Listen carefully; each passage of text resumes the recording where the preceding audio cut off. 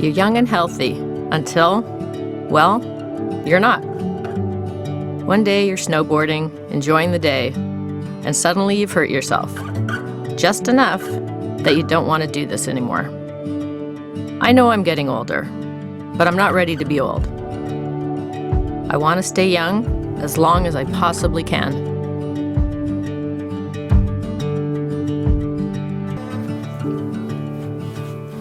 I'm 55, I'll be 56 in May.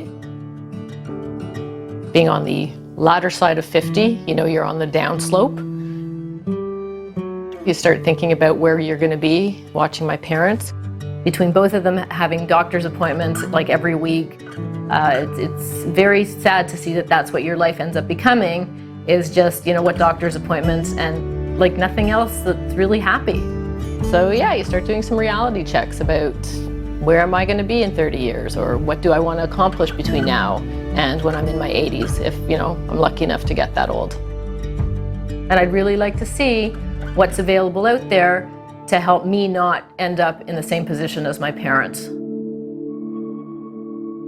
Would you like to feel 10 years younger and 10 years lighter in 30 minutes a day? Today, we share tips on how you can age backwards. As you age, you start to feel the consequences of doing stupid things when you're younger.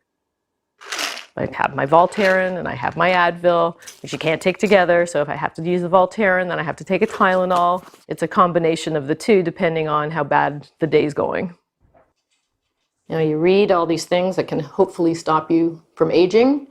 And, you know, some of them have to work because people are making billions of dollars selling this stuff. So it's got to be working on some people.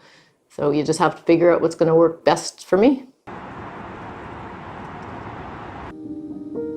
I think watching the deterioration since they've turned 80 has been so severe. I didn't expect to see it, especially Dad, who was a huge athlete. You know, never smoked and was just so active his whole life. And just to see in the last 3 years how quickly he's deteriorated.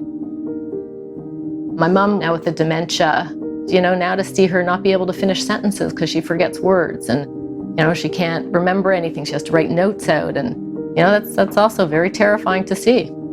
It's hard to watch them because I remember how vibrant they were. When you see how sad it is, you know, you really don't want to end up in the same position as your parents are in.